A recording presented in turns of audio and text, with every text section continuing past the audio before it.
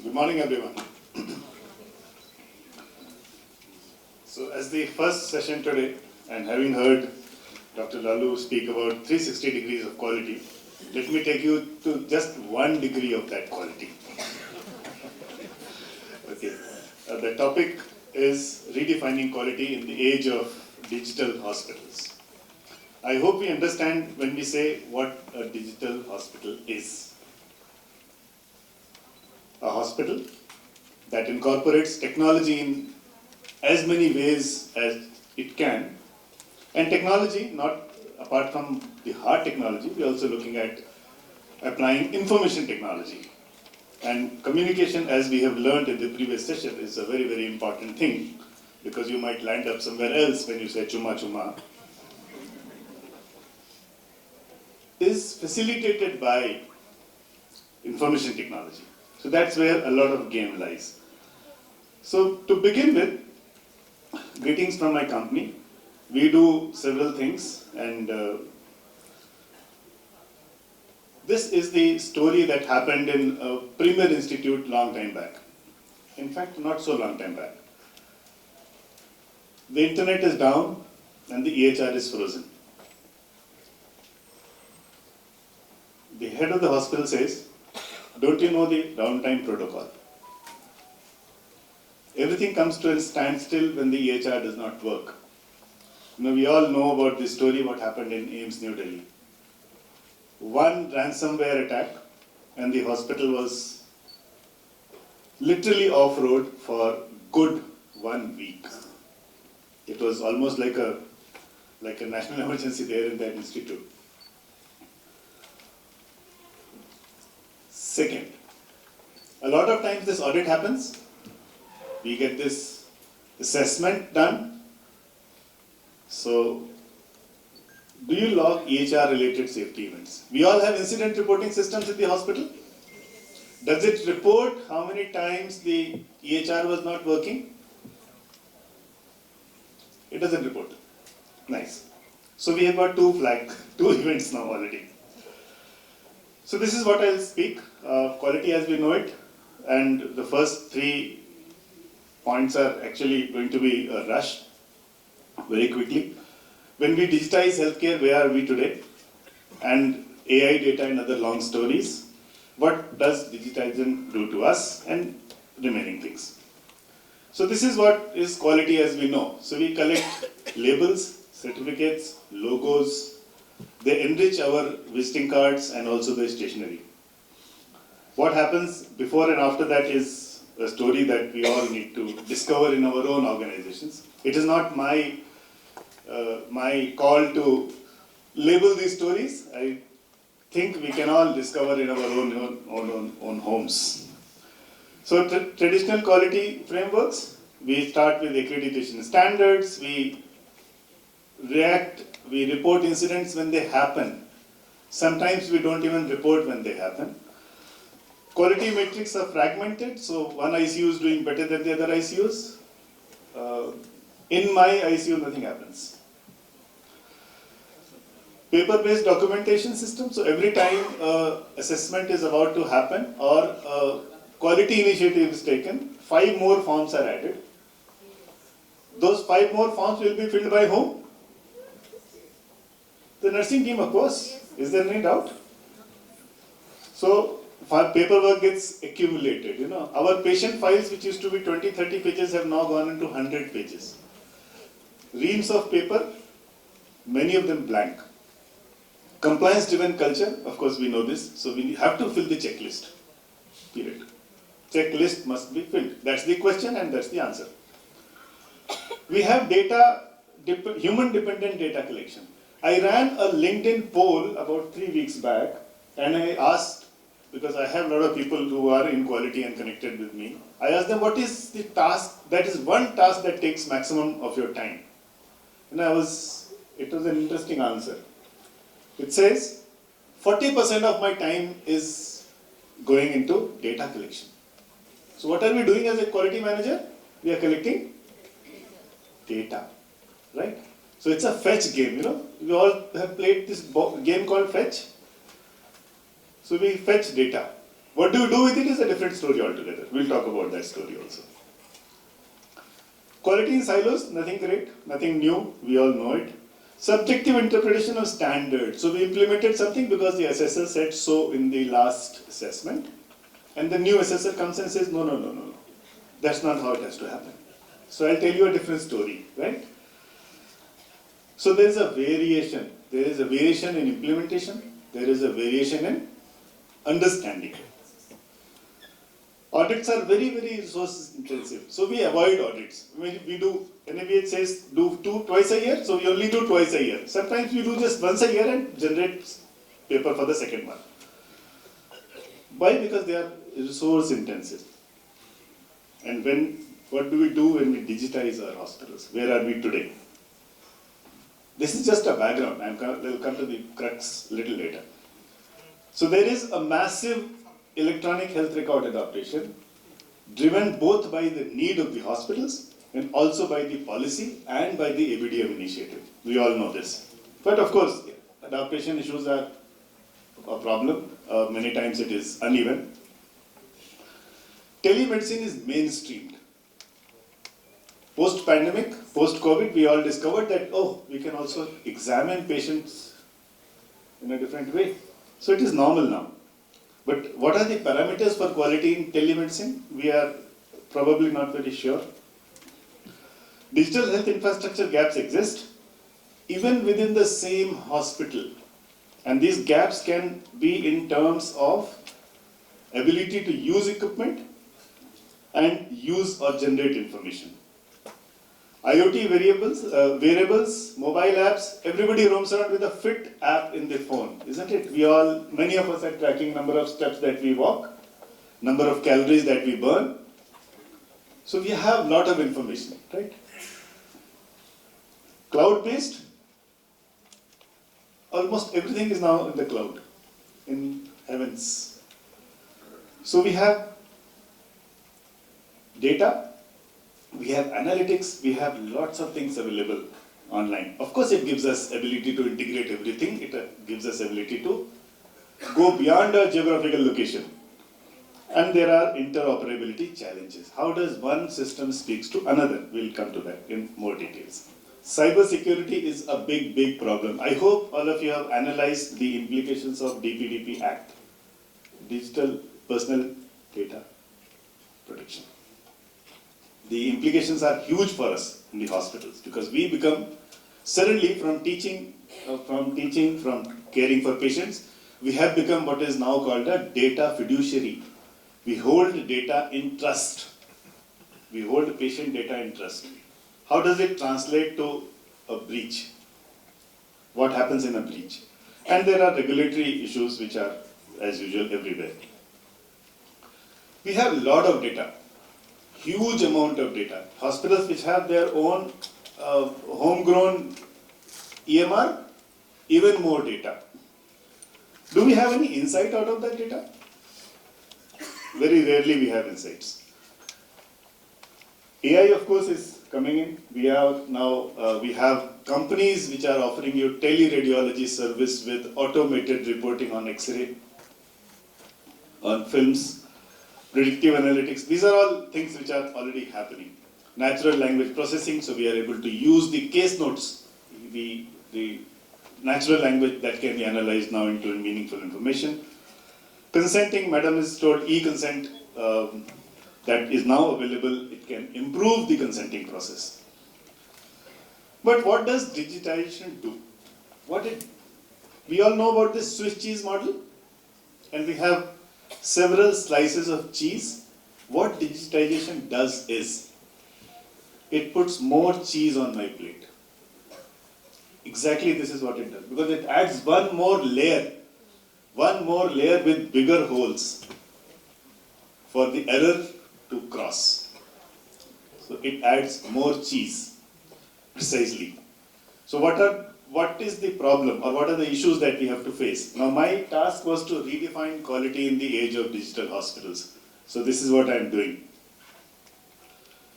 There are workflow transformations and there are adaptation challenges. We now want our doctors to type and not write.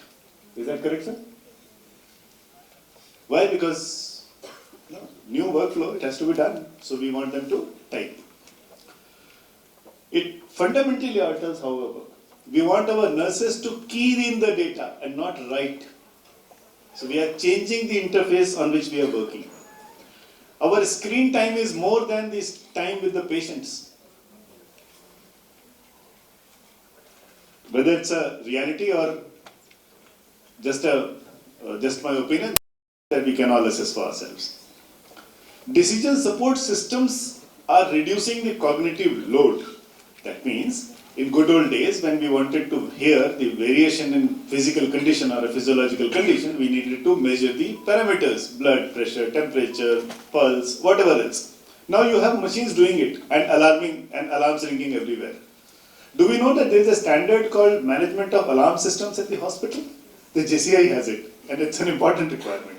Why? Because we have so many alarms now. There is a serious alarm fatigue. So what we do? What do we do in the wards, in the ICUs? We shut down the alarms. So we are neither verifying the physiological parameters by counting the pulse, and nor we are willing to listen to the alarms. We have a lot of other technology that helps. So you want to calculate the GFR, you want to calculate something, the drug, the dose, or whatever else, you have the point of care calculations available. A lot of things reside on our mobiles now. And that brings us to serious de-skilling concerns in clinical judgment. We used to, 10 years back when I was commanding a field hospital in the northern part of the country, we used to get young doctors, fresh MBBS in internship coming to us, pain abdomen, and you get a call at 11 o'clock at night, sir, I have a patient with pain abdomen, I need ultrasound. And where you are sitting is exactly 73 kilometers from ultrasound. What do? So then you have to explain, you got to examine the abdomen. He said, sir, ultrasound is the first choice. So de-skilling is real. It may erode clinical reasoning skills because we are dependent on algorithms, and algorithms are where? They are in our phone. So we are no longer thinking.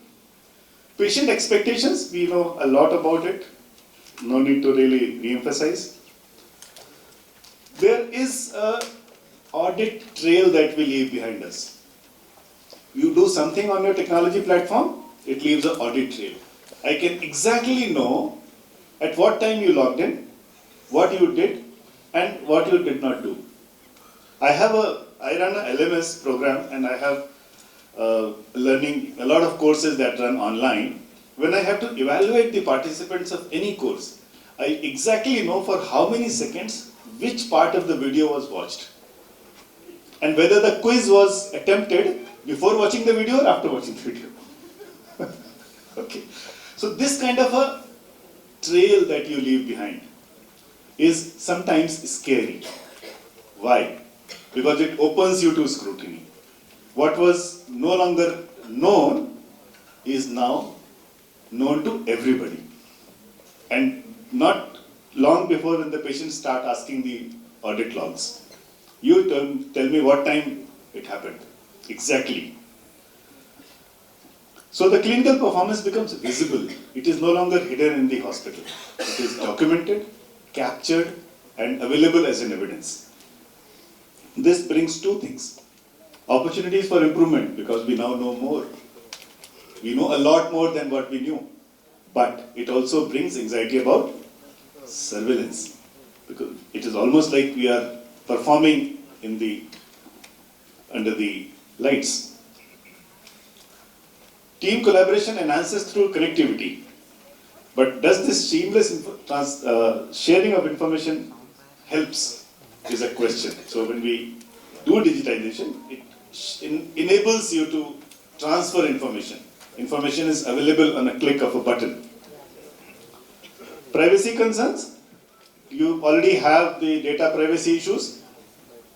Few years back we were bothered about GDPR, because any one of us who was involved in European patients or anything to do with Europe, we were bothered about GDPR. Now we have to look at the DPDP Act, which is even possibly a little more complex than what GDPR used to be. Regulatory compliance anxiety is a problem because we have to comply, we have no choice. And the competencies of people who work for us. We have Gen Z, Madam said, Gen Z coming to us to work for us in the hospitals. And we have everyone else, the senior lot and the super senior lot also present. How do you handle this requirement of new skills, data literacy, technology proficiency? So there are important themes to focus on, or the questions that must be asked when we look at quality in a digital environment. Because if we don't ask this question, we're going to miss the bus. First one is the interoperability as a foundational priority. When we digitize, when we automate, look at not only the machine-to-machine interaction. Is my auto analyzer talking to my HIS? That's no longer a difficult question to answer. Or is my PAC system talking to HIS? Can I get the imaging or the reporting instantly live, online, whichever way? But the interaction or the interoperability of machine to human to paper. What happens when there is a downtime? HDFC Bank promptly gives you an email every week that we are down from 1 a.m. to 3 a.m. in the morning.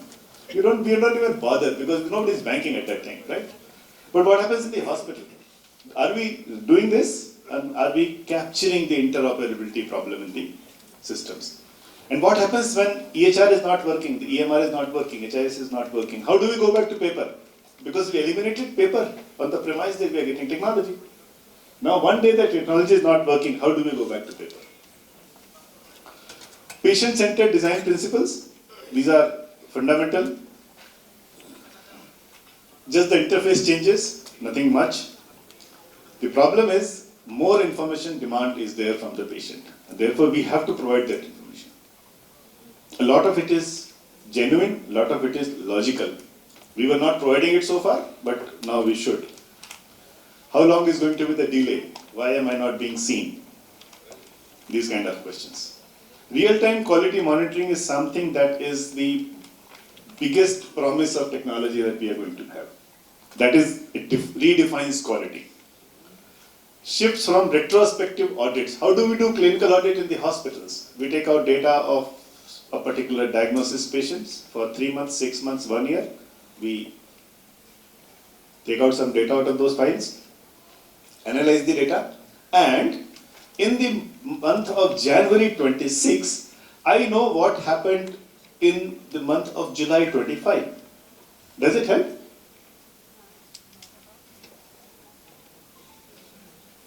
We know something that happened 6 months back. It is of zero value. The patient is long gone, the errors have happened, and they were comfortably under the carpet. We didn't bother, only the quality manager knows. Happiness.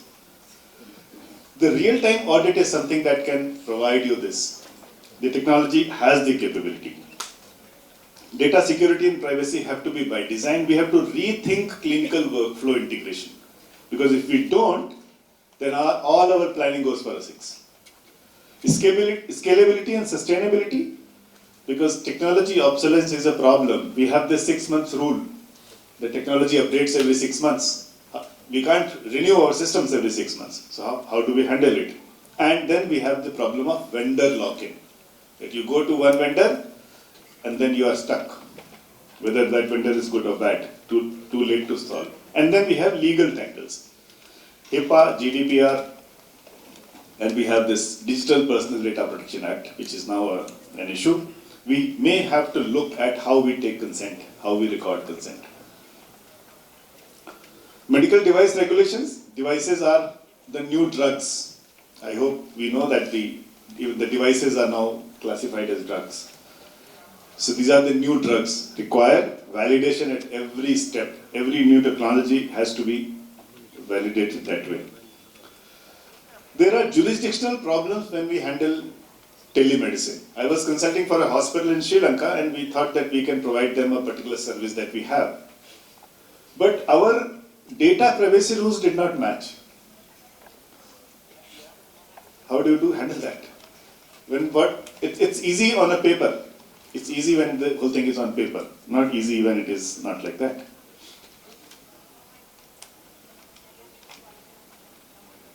The government or the regulators demand more and more information from us. So when you attach your patient records through ABDM and the records are available to another doctor, do they remain your record in the truest sense? They are now open. They can be seen by other hospitals, other doctors, peers, and whomever the patient allows. That opens up the transparency. It also has the problems of too much transparency. So what is the future? How do we future-proof quality management? The challenge is this, because the technology will come, we can't help it. So therefore, the cyber security is the new infection control. You have to treat cyber security breach as you treat a new bacteria in your ICU. Almost like that. Because a ransomware attack can freeze the entire hospital.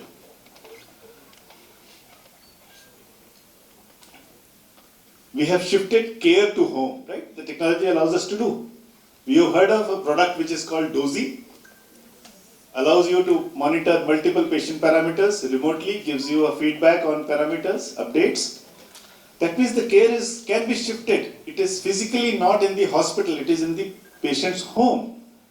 And we have established that care chain. But we forgot to check how stable is the Wi-Fi connection at the patient's home. So the entire care is where? It is stuck only on the Wi-Fi connection.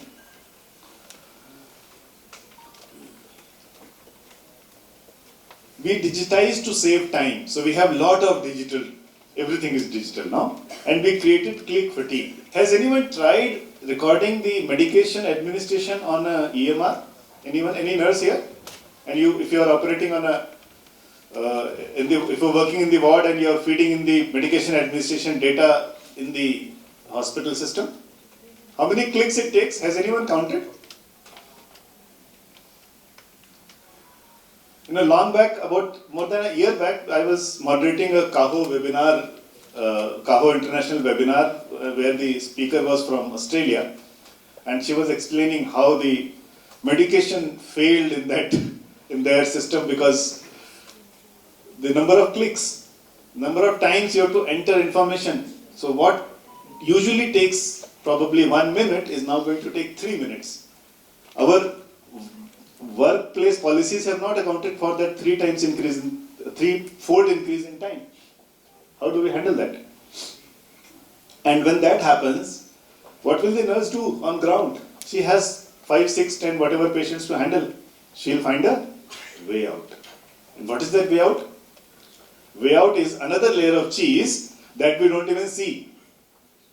At least the other layers of cheese are visible. This cheese is not even visible.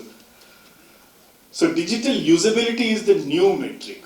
When we implement something like this, we have to find out how usable the technology is. Because it can very quickly become a safety hazard. Quality as a service is something that we pioneered. So the pre-audit panic is no longer required. You can be ready for assessment every day. Why? Because you collect data real time. So why is there a need to sample data? Why do you sample data? No, we say that when we want to audit something or we have to do something, we have to sample data. Isn't it? Is that right? So how do you sample data? You take some part of data, not the whole data. In this system, you can, in fact, in many other systems, you can have whole data. Why not capture data in every shift and not once in a month? That gives you the real-time visibility.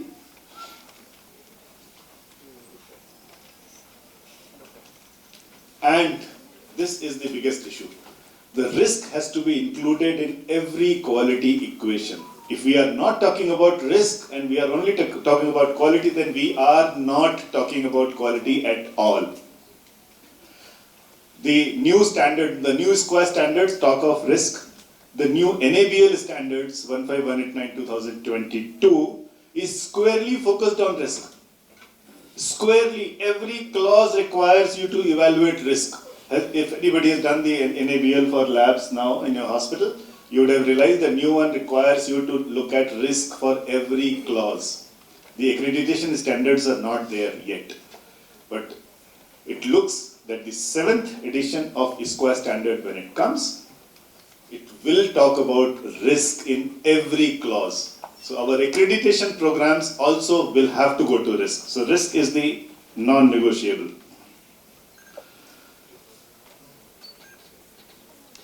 When we manage quality traditionally, this is what happens. And if you look at the timeline and the quality on two axes, this is what it looks. You have the joy of first accreditation, which leads to the surveillance, and you think something is going wrong, and then you realize what happened to quality. Not because of something else, but because there is no system in place. We have not analyzed, we have not gone into the details. So these are some of the questions that I thought I should put before we start to redefine quality. Quality is a need that is everywhere. We can't say that we do quality 3 days in 2 years at the time of assessment. Any questions? Thank you. I have finished.